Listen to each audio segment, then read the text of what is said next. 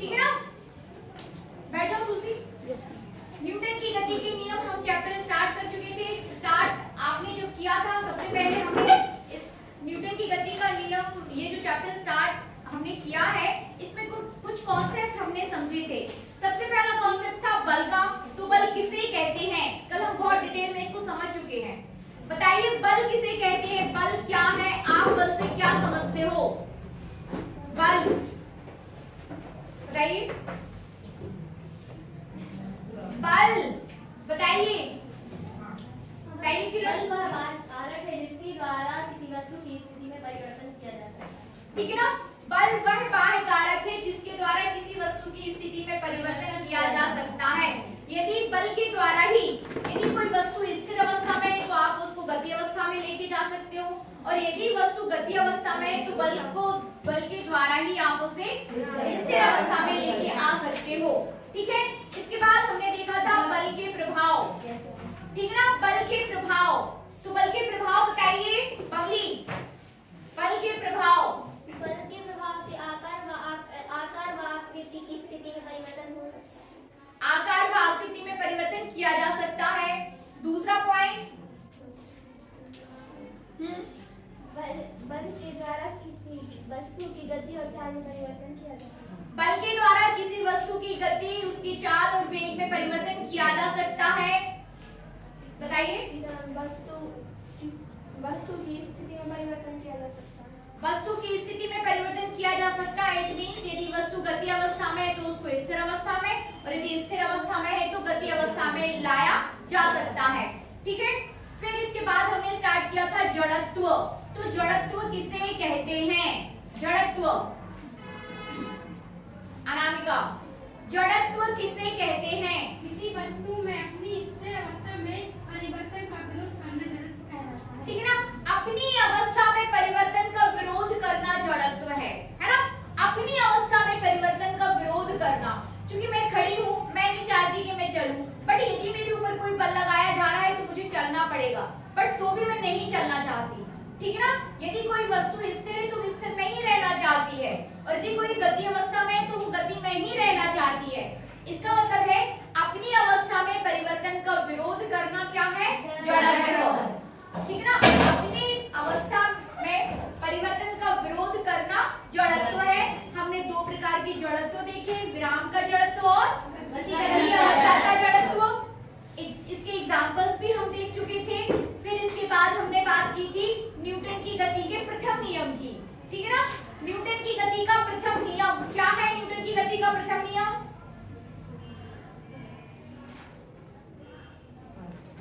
यदि कोई वस्तु स्थिर रहना चाहती है तो वह स्थिर ही रहेगी, और कोई वस्तु गतिमान रहना चाहती है तो गतिमान रहेगी, जब तक कि उस पर कोई बाह्य बल आरोपित ना किया जाए। तो न्यूटन की गति का प्रथम नियम जड़त्व का नियम भी कहलाता है। ठीक है स्वाति, आप भी बताइए प्रथम नियम। यदि कोई वस्तु स्थिर अवस्था में है तो स्थिर अवस्था में ही रहना चाहिए, और यदि कोई वस्तु गति कर रही है तो गति अवस्था में ही रहना चाहिए, जब तक कि उस पर कोई बाह्य बल आरोपित ना किया जाए। ठीक है? ये हो जाएगा न्यूटन की गति का प्रथम नियम। ठीक है? इसके बाद हम दूसरा नियम भी पढ़ चुके थे। बैग नीचे रख लो, ये बैग, क्योंकि मुझे उसका चेहरा नहीं दिखाई दे रहा है मुस्कान का। न्यूटन की गति का द्वितीय नियम, हाथ उठाइए।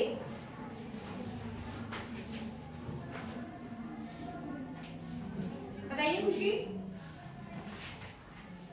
वस्तु के संवेग में परिवर्तन की दर में लगाए गए बल के अनुक्रमानुपाती होता है। ठीक है ना? बैठिए।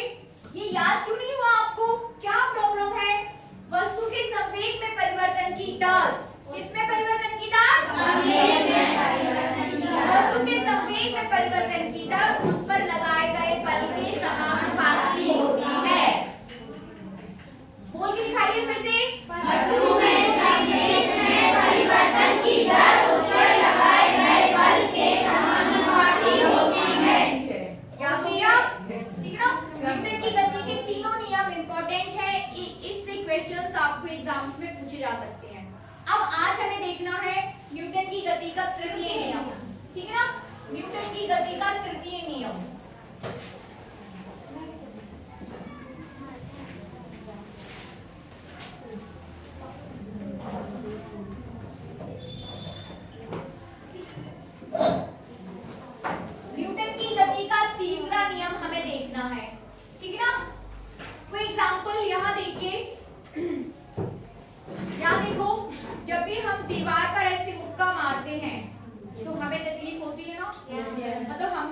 दीवार पे बल लगाया तो दीवार ने हम पर भी बल लगाया।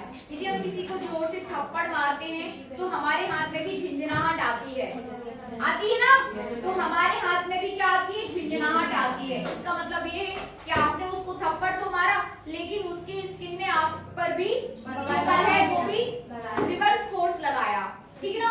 तीसरा एग्जांपल ये हो जाएगा कि जब भी जो नाविक होते हैं, नाव चलाने वाले नाविक होते हैं, वो पानी को पीछे की ओर धकेलते हैं, ठीक है ना, वही पानी उनको आगे की ओर धकेलता है, ठीक है ना। तो क्या समझे कि जब भी आप किसी वस्तु पर बल लगाते हो तो वो वस्तु आप पर भी कोई ना कोई बल लगाती है, ठीक है ना। क्रिया की प्रतिक्रिया होती है, आप समझ रहे ना, क्रिया की प्रतिक्रिया होती है, यही न्यूटन का तीसरा नियम है, ठीक है ना। यही क्या है न्यूटन का तीसरा नियम या तीसरा नियम, नोट करिए।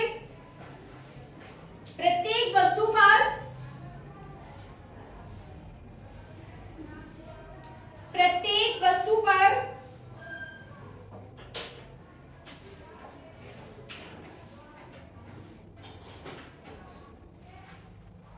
द्वितीय वस्तु द्वारा लगाए गए बल का परिमाण, या आप इसको ऐसे भी लिख सकते हो, प्रथम वस्तु पर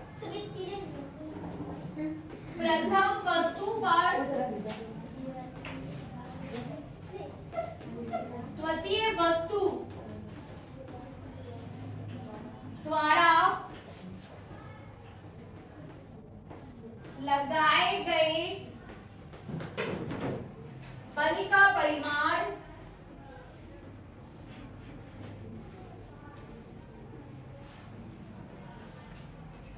है ना, प्रथम वस्तु पर द्वितीय वस्तु द्वारा, कमेंट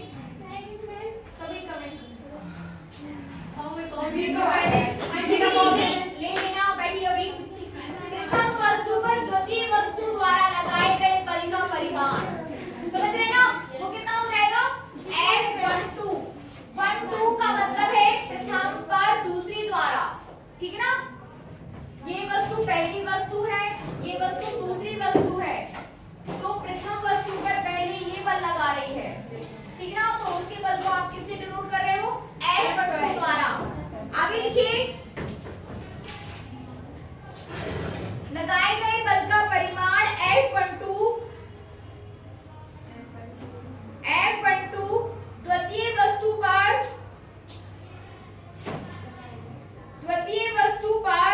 प्रथम वस्तु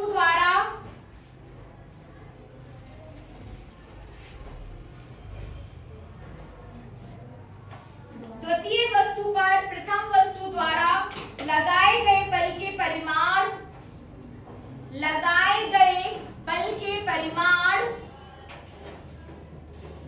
F21 के बराबर होता है,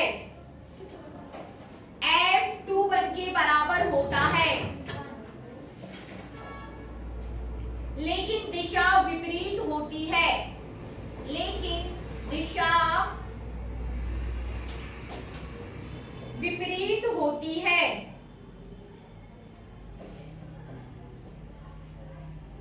इस प्रकार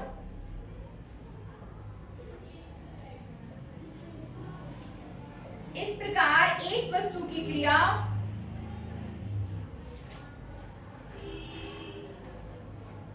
दूसरी वस्तु की प्रतिक्रिया के बराबर, दूसरी वस्तु की प्रतिक्रिया के बराबर, दूसरी वस्तु की प्रतिक्रिया के बराबर,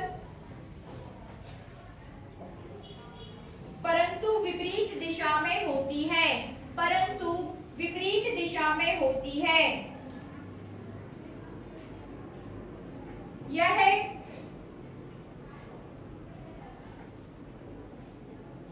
न्यूटन की गति का तृतीय नियम है, यह न्यूटन की गति का तृतीय नियम है।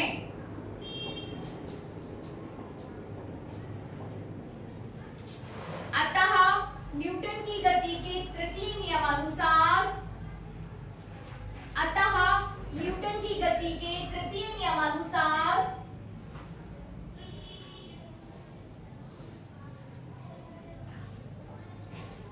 अनुसार प्रत्येक क्रिया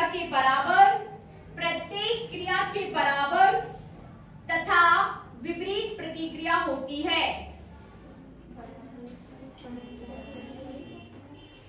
प्रत्येक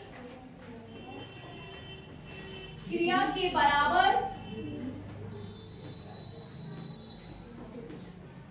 तथा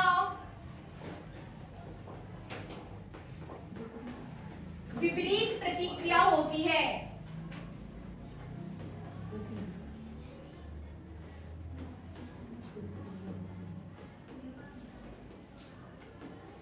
ठीक है ना, प्रत्येक क्रिया के बराबर तथा विपरीत प्रतिक्रिया होती है।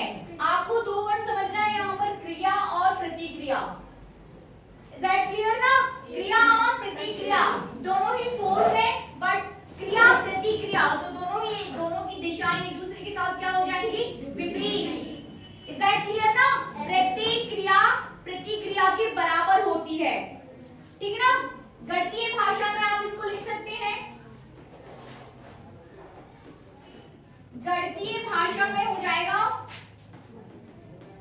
F12 बराबर माइनस F21। लिखिए F12 बराबर माइनस F21।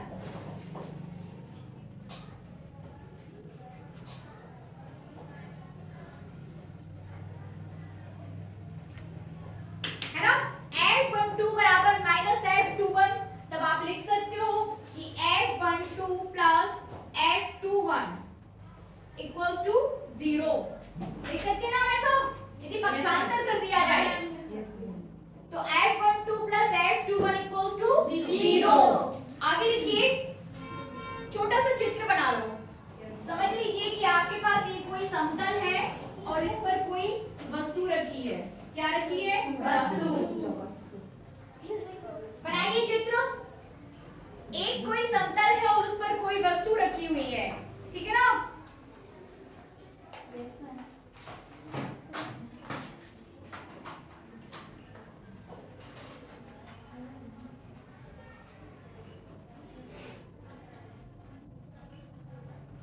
ठीक है ना? तो इस वस्तु पर अभी फिलहाल क्या है? ये रखी हुई है।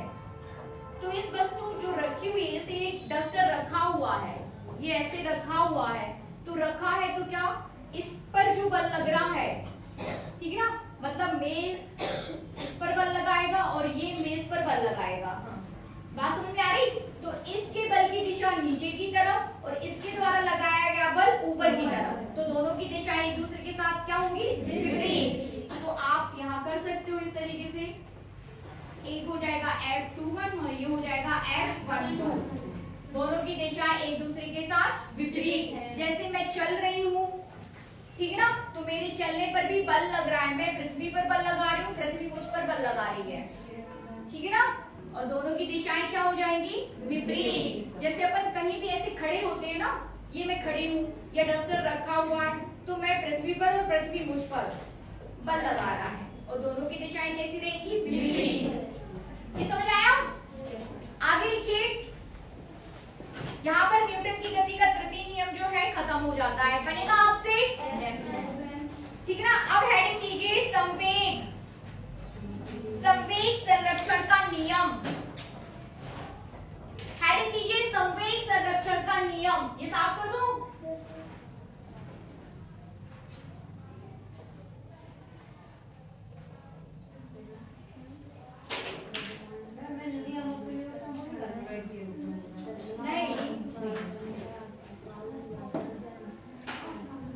संवेग संरक्षण का नियम।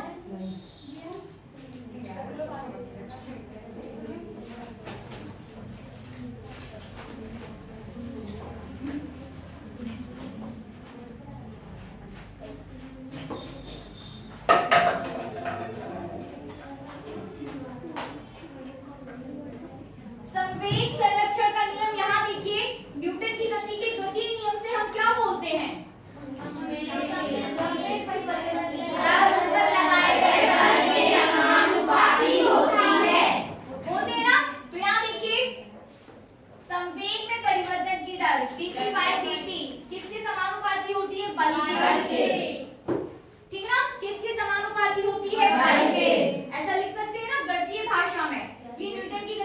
ये नियम ही है कि संवेग में परिवर्तन की दर उस पर लगाए गए बल के समानुपाती होती है, बराबर होती है।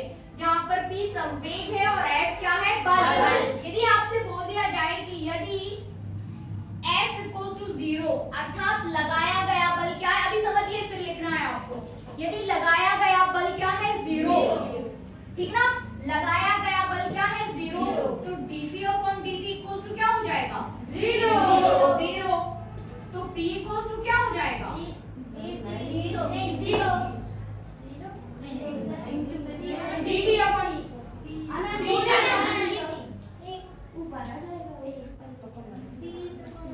तो P 0/dt तो आ जाएगा। यदि मैं 1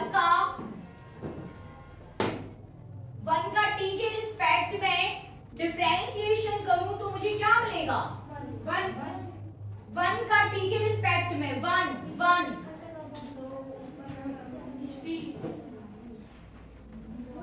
का t के रिस्पेक्ट में x के रिस्पेक्ट में यदि किसी कांस्टेंट वैल्यू का डिफरेंशिएशन किया जाता है तो उत्तर क्या आता है, बदले में क्या सॉल्यूशन मिलता है हमें, कुछ भी बोल रहे हैं आप, सब डिफरेंशिएशन सब भूल गए। किसी कांस्टेंट वैल्यू का डिफरेंशिएशन 0 होता है ना, कब बोला, मैं बोला था किसी भी कांस्टेंट वैल्यू का डिफरेंशिएशन क्या होता है, 0। इसका मतलब क्या है कि 1 क्या है, एक नियत वैल्यू है, 1 क्या है, नियत है। इसी प्रकार जब dp/dt = 0 तो p क्या हो जाएगा, 0। तो p एक कांस्टेंट वैल्यू हो जाएगी, नियत। p क्या हो जाएगा, नियत। p क्या हो जाएगा, नियत, क्योंकि किसी नियत वैल्यू का ही डिफरेंशिएशन 0 होता है, ठीक है ना। फिर से देखिए, न्यूटन की गति के द्वितीय नियमानुसार संवेग में परिवर्तन की दर उस पर लगाए गए बल के समानुपाती होती है। अतः dp/dt = F। If F = 0 मतलब हम किसी वस्तु पर जो गति कर रही है उस पर कोई बल लगा ही नहीं रहे हैं। कोई वस्तु यदि स्थिर अवस्था में या गति अवस्था में, उसकी अवस्था से हमें कोई मतलब नहीं, हमें मतलब इससे है कि हम उस पर कोई बल नहीं लगा रहे, ठीक ना। तो यदि बल नहीं लगाया जाता है तो उसका संवेग क्या हो जाता है, नियत, संरक्षित हो जाता है। नियत मतलब संरक्षित हो जाना। लिखिए, संवेग संरक्षण के नियमानुसार, संवेग संरक्षण के नियमानुसार यदि किसी निकाय पर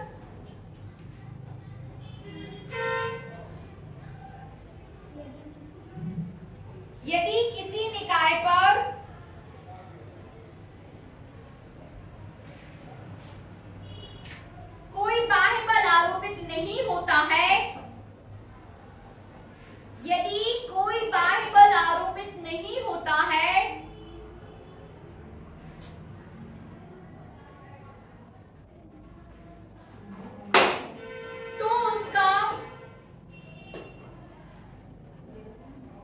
तो उसका कुल रैखिक संवेग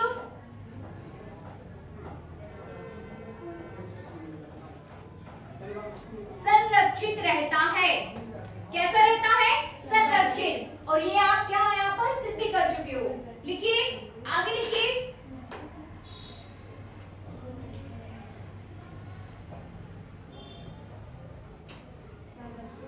संरक्षित होता है। आगे लिखिए, न्यूटन की गति के द्वितीय नियमानुसार, यहां से लिखिए, न्यूटन की गति के द्वितीय नियमानुसार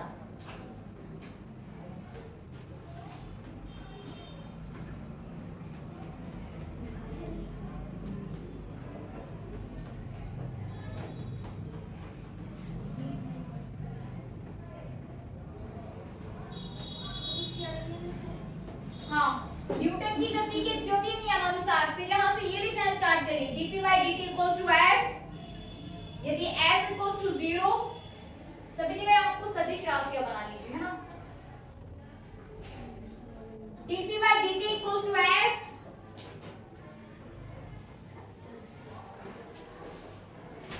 यदि F = 0, लिख लो ना, लिख लीजिए पूरा, यहां से हो गया और समझ आया आपको।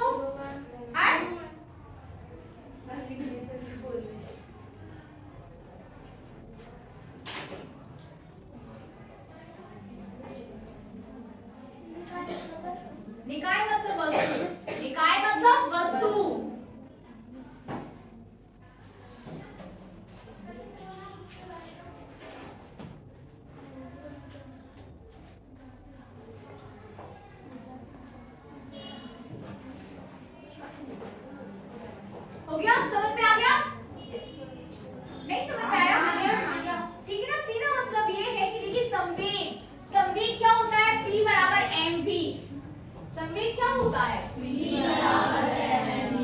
संवेग होता है P बराबर mv।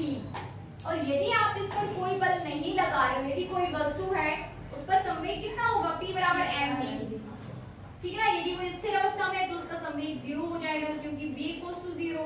यदि गति अवस्था में उसका संवेग तो P बराबर क्या हो जाएगा? mv। और यदि आप उस पर कोई बल नहीं लगा रहे हो तो उसका संवेग क्या है? संरक्षित है। संरक्षित होने का मतलब है कि m और v का वैल्यू क्या है? चेंज नहीं हो रही, समझ रहे ना। P बराबर mv, m और v क्या होगा? चेंज नहीं होगा। सीधा मतलब है जब तक कि आप किसी वस्तु पर बल नहीं लगा रहे हो तो उसकी सारी चीजें क्या होगी? संरक्षित रहेंगी। संरक्षित होने का मतलब ये है कि वो बदलेंगी नहीं, ठीक है ना, नियत रहेंगी। आगे लिखिए। स्थिर अवस्था में वो 0 रहता है तो वैसा ही रहेगा। उतना ही रहेगा। स्थिर अवस्था में तो वैसे संवेग 0 हो जाएगा। हाँ तो संवेग 0 रहेगा। 0 रहेगा, ठीक है ना। आगे लिखिए। संवेग संरक्षण के नियम से, संवेग संरक्षण के नियम से, हेडिंग है ये, ठीक है, हाँ हेडिंग है सॉरी। संवेग संरक्षण के नियम से न्यूटन के तृतीय नियम का निगमन।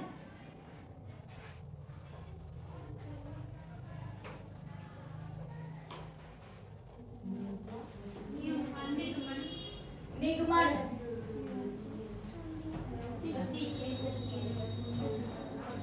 संवेग संरक्षण के नियम से न्यूटन के तृतीय नियम का निगमन, ठीक है ना। क्या मतलब है इसका? याद देखिए, न्यूटन के तीसरे नियम का निगमन करना है हमें। किससे? संवेग संरक्षण के नियम से। संवेग संरक्षण का नियम है P नियतांक। ये है संवेग संरक्षण का नियम, ठीक है ना। संवेग संरक्षित रहता है, ये नियम है, ठीक है ना। न्यूटन की गति का तीसरा नियम क्या है? F12 equal to minus F21। ये है न्यूटन की गति का तीसरा नियम। तो इससे आपको ये सिद्ध करना है। Is that clear? कि आप इससे स्टार्ट करोगे और जाओगे कहां तक? यहां तक। समझ आ रहा? देखिए, माना m द्रव्यमान की, माना द्रव्यमान नहीं, माना द्रव्यमान m1 व m2 के दो पिंड, ये तो समझाने के लिए था, ठीक है ना। माना द्रव्यमान m1 व m2 के दो पिंड परस्पर अन्योन्य क्रिया करते हैं। क्या कर रहे हैं? अन्योन्य क्रिया। दो द्रव्यमान है आपके पास,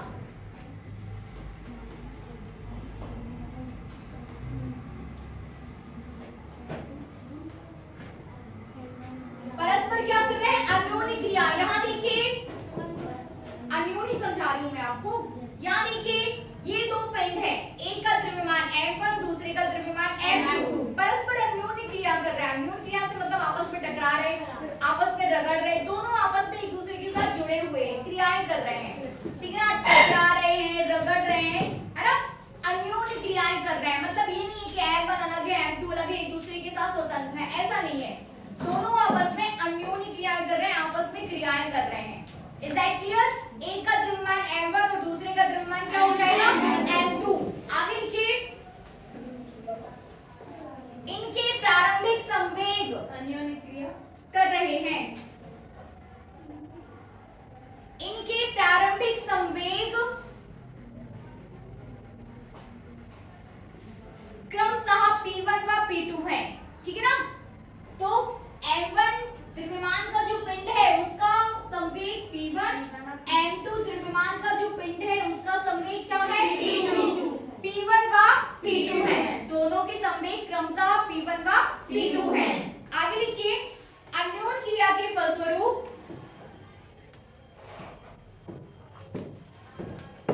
अन्योन्य क्रिया के फलस्वरूप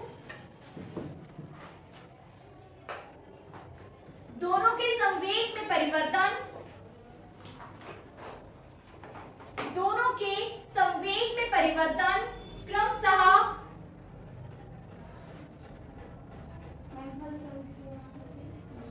फलस्वरूप डेल्टी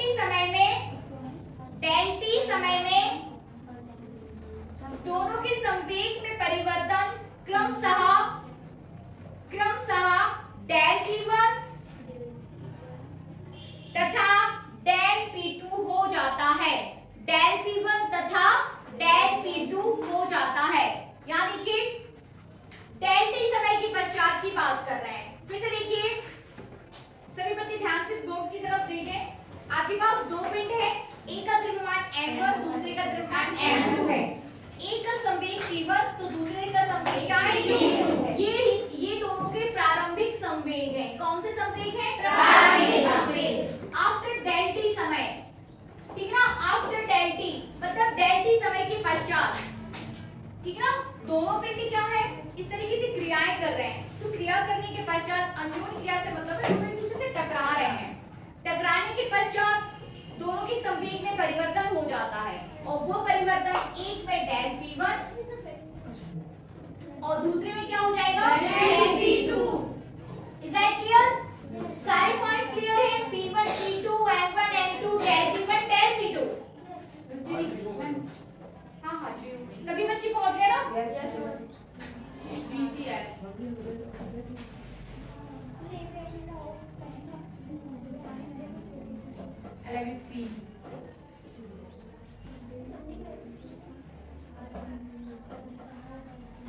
ठीक है ना? हम डाल देंगे। देख लिया 20 आउट ऑफ 20। और क्या चाहिए जीवन में? अटेंडेंस में तो आप लोगों को 20 आउट ऑफ 20 मिल रहा है, मार्क्स भी ऐसे ही आना चाहिए आप लोगों के। तो समझ में आया कि संवेग में परिवर्तन, ये चीज क्लियर हुई? Del P1 del P2। आगे लिखिए, चूंकि इन पर कोई बाह्य बल नहीं लगाया गया है, चूंकि इन पर कोई बाह्य बल नहीं लगाया गया है,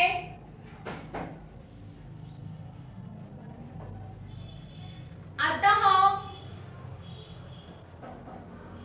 संवेग संरक्षण के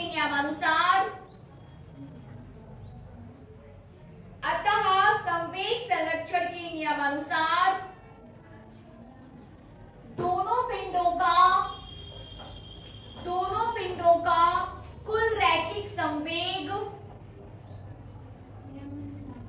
नियमानुसार दोनों पिंडों का कुल रैखिक संवेग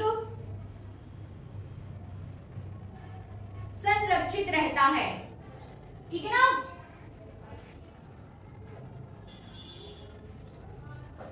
चित्र क्लियर है आपको? दो पिंड, दोनों के द्रव्यमान m1 m2, दोनों के संवेग p1 p2। जैसे ही वो दोनों एक दूसरे के साथ टकराते हैं, टकराने के पश्चात उनका संवेग में परिवर्तन हो जाता है और वो परिवर्तन कितना है? एक का डेल p1 और दूसरे का डेल p2। अब बात ये की जा रही है यहाँ पे कि चूंकि आप कोई बाह्य बल आरोपित वहां पर नहीं कर रहे हो, कोई एक्सटर्नल फील्ड वहां पर अप्लाई नहीं किया जा रहा है, इसलिए दोनों का जो संवेग है, रैखिक संवेग, वो कैसा रहता है? नियत। ठीक है ना? तो हम लिख सकते हैं,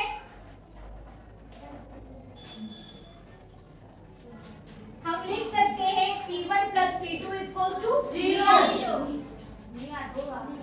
P1 plus P2 equals to नियत।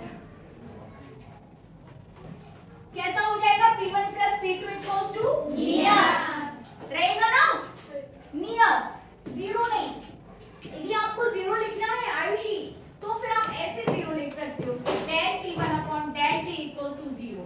यदि आप जीरो की बात करें तो संवेग में परिवर्तन ऐसा लिख सकते हो। बट यदि आप P1 प्लस P2 लिख रहे हो तो फिर वहां पर आपको क्या लिखना है? नियत। ठीक है ना? आगे देखिए इसको, यदि इस पूरे इक्वेशन में डेल T से इनटू कर दिया जाए, क्या कर दिया जाए?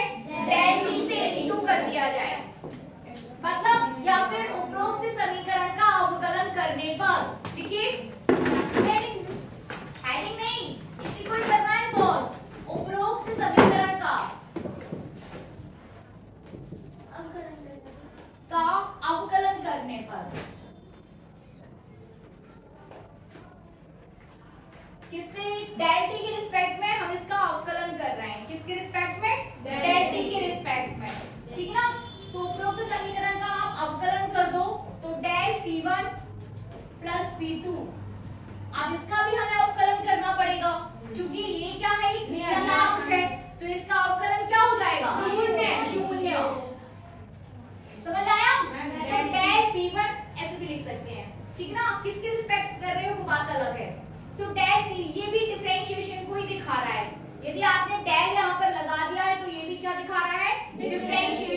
दिखा रहा है, तो del P1 plus P2 equal to 0 बनेगा। आगे लिखिए, ठीक ना, आगे करिए इसको सॉल्व। ये आगे इसको सॉल्व करेंगे तो del P1 plus del P2 equal to 0 हो जाएगा। इसके बाद del P1 equal to minus del P2, ऐसा भी आप लिख सकते हो। लिख सकते हैं ना, del P1 equal to minus del P2, है ना। अब दोनों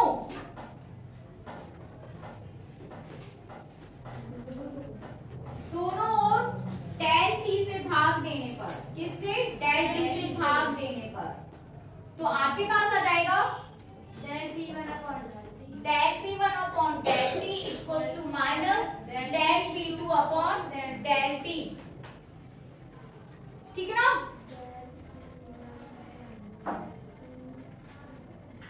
बनेगा। आगे लिखिए, ऊपर भी कर सकते थे, डेल T के रिस्पेक्ट में ऊपर ही आप डिफरेंशिएट कर देते, कोई दिक्कत नहीं है ना, कोई दिक्कत नहीं है। आगे लिखिए, न्यूटन की गति के द्वितीय नियमानुसार, न्यूटन की गति के द्वितीय नियमानुसार, इसी में ही भाई अभी अपन कहां से और यहां तक कहां पहुंचे हैं। न्यूटन की गति के द्वितीय नियमानुसार संवेग में परिवर्तन की दर बराबर बल, ठीक है ना।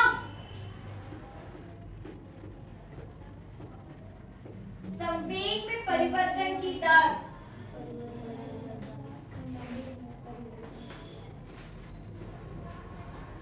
किसके बराबर हो जाती है, बल के।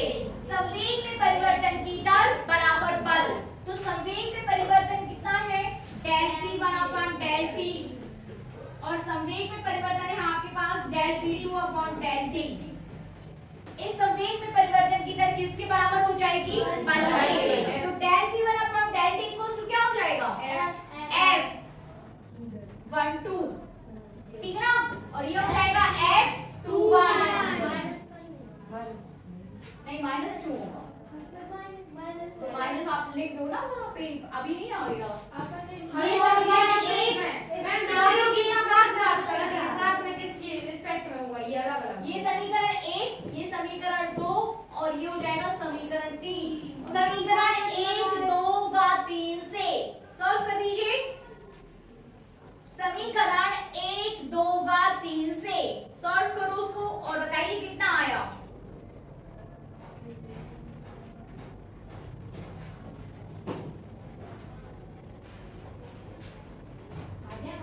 आ गया, क्या आ गया, F12 बराबर माइनस F2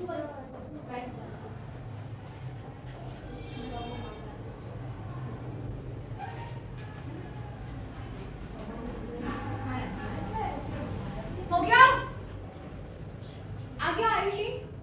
क्यों भाई, क्या दिक्कत है, यहाँ तक तो पहुंच गए, del P1 upon del T equal to minus del P upon del 2, इसकी जगह कितना लिखना है आपको, F12, इसकी जगह पहले से ही है, तो इसकी जगह क्या लिखेंगे, F21, तो आ गया ना, F12 बराबर माइनस F21।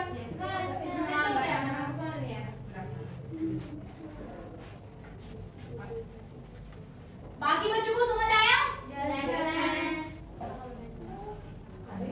आपके पास अब आ जाता है डेल T, इसकी जगह आपको कितना लिखना है, F12 बराबर माइनस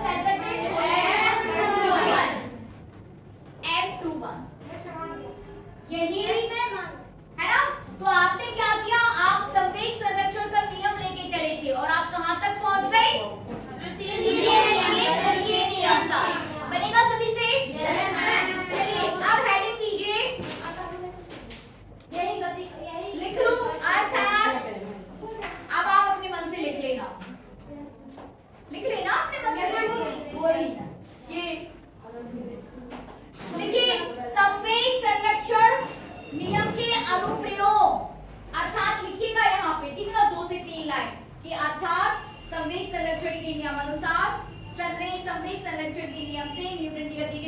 नियम तक पहुंचा जा सकता है, अपने मन से लिख लेना।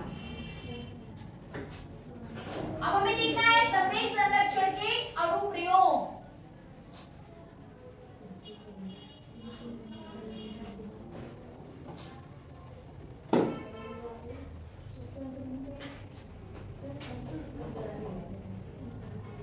क्या देखना है?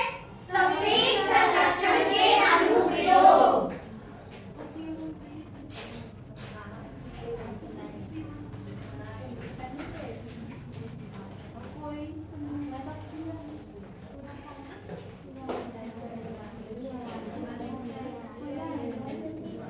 अनुप्रयोग, अनुप्रयोग से क्या तात्पर्य है? Applications of law of moment of conservation, ठीक ना? अनुप्रयोग से क्या तात्पर्य है बताइए? अनुप्रयोग इट मींस इस कॉन्सेप्ट का यूज आप कहां कर सकते हो, मतलब उपयोग और अनुप्रयोग एक ही है। अनुप्रयोग, उपयोग और अनुप्रयोग देखिए, हिंदी इतनी अपनी लार्ज लैंग्वेज है कि हर शब्द का अलग मीनिंग निकलता है। उपयोग, उपयोग से जैसे पानी का उपयोग, तो वो चीज नहीं।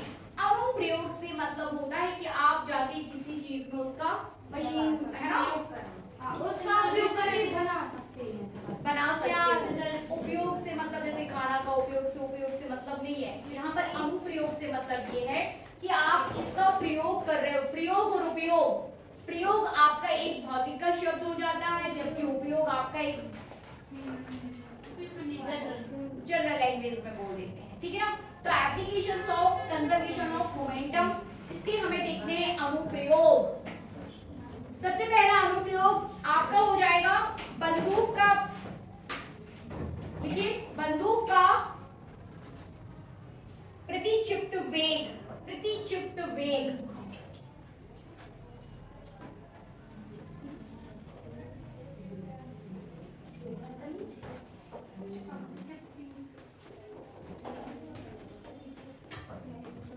प्रतिक्षिप्त वेग, रिकॉल वेलोसिटी ऑफ गन।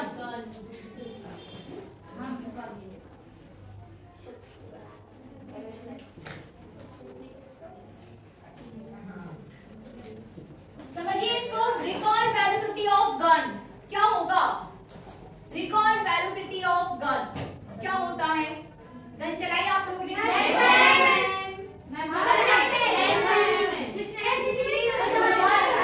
क्या होता है उसमें? लगता है धक्का निकालना है कि जब धक्का लगेगा तो वो कौन सा वेग होगा? प्रतिक्षिप्त वेग, ठीक है ना? रिकॉल वेलोसिटी ऑफ गन, जैसे आप गन चलाते हैं ना, हम गन चलाते हैं, आवाज मत करिए। जैसे आप गन चलाते हो तो बंदूक आगे की तरफ, बंदूक की गोली जो है वो आगे की तरफ बढ़ती है, लेकिन वो बंदूक हमें भी पीछे की तरफ एक धक्का देती है। तो जो आपको पीछे की तरफ एक धक्का लग रहा है ना, वही क्या है? रिकॉल वेलोसिटी ऑफ गन या प्रतिक्षिप्त वेग ऑफ, प्रतिक्षिप्त वेग किसका? बंदूक का प्रतिक्षिप्त वेग। और वो झटका किसको लगता है? हमें। समझ रहे ना? तो वही वेग आपको निकालना है कि यदि आपके पास आपकी बंदूक की गोली v वेग से गति कर रही है तो आप किस वेग से गति करोगे, या बंदूक आपको किस वेग से धक्का देगी, ठीक है ना? इंटरेस्टिंग टॉपिक है, लिखिए। हाँ, ये हेडिंग है। और ये प्रतिक्षिप्त वेग आप किससे निकाल रहे हो? संवेग संरक्षण के नियम से, ठीक ना? किससे निकाल रहे हो? संवेग संरक्षण के नियम से। आंख बंद करके याद कर लो कि संवेग बराबर द्रव्यमान गुणा वेग, ठीक है ना? याद कर लीजिए, संवेग बराबर द्रव्यमान गुणा वेग, ठीक है ना? अब यहाँ पे बंदूक का कुछ और द्रव्यमान रहेगा और आपकी गोली का कुछ और द्रव्यमान रहेगा, ठीक है ना? तो दोनों के संवेग भी क्या हो जाएंगे? अलग अलग। बंदूक किसी वेग से गति करेगा तो बंदूक की गोली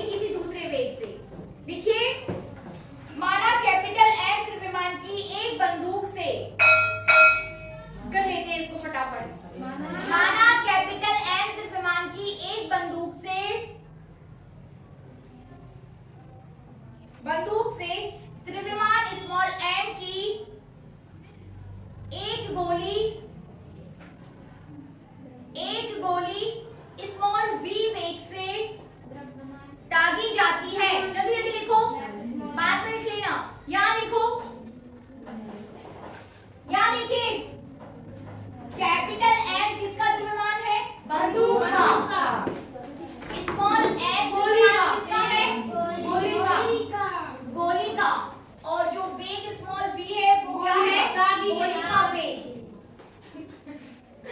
किसका वेग है? गोली का वेग, ठीक है ना? गोली का वेग है तो गोली दागने से पूर्व लिखिए, गोली दागने से पूर्व, दागने से पूर्व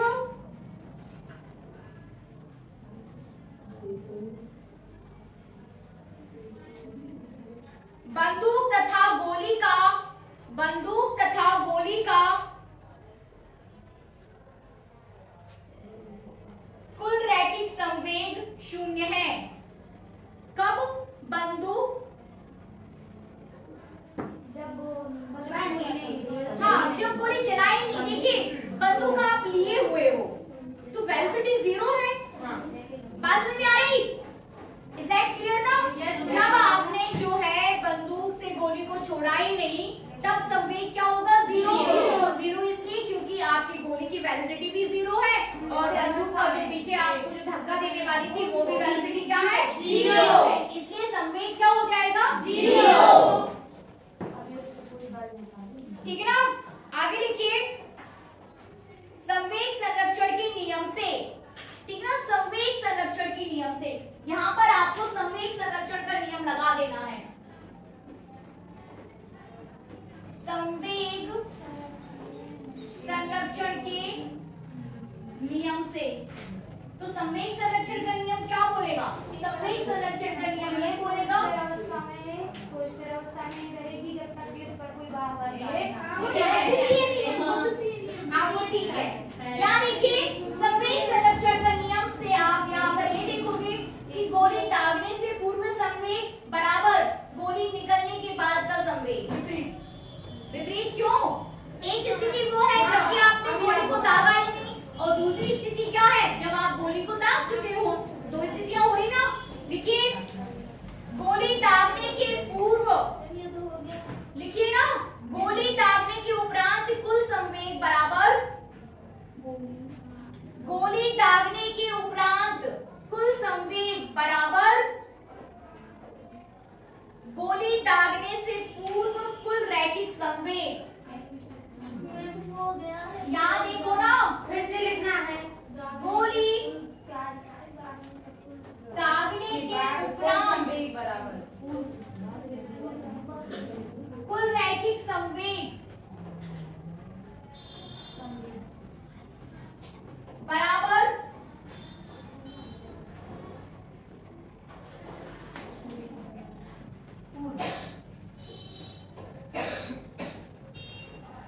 कुल रैखिक संवेग। ठीक ना? ऐसा लिखिए, गोली दागने के उपरांत कुल रैखिक संवेग। समझ रहे ना? गोली दागने के उपरांत और बराबर गोली दागने के पूर्व। ये दोनों कंडीशंस को समझ पा रहे हैं आप लोग? तो गोली दागने के उपरांत कुल रैखिक संवेग कितना हो जाएगा? 0। उपरांत, उपरांत बाद में उपरांत मतलब बाद में, आफ्टर, बाद में। तो संवेग बराबर क्या होता है? संवेग बराबर होता है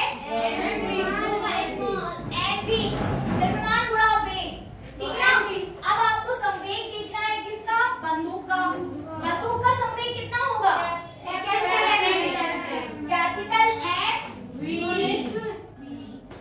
कैपिटल V, कैपिटल M। और गोली का संवेग कितना होगा? Small n, small v। तो कुल संवेग कितना हो जाएगा? mv प्लस mv हो जाएगा ना? Capital mv plus small mv। तो बंदूक गोली दागने के उपरांत कुल संवेग mv प्लस स्मॉल mv बराबर 0। दागने के पूर्व क्या है? 0। सॉल्व करिए।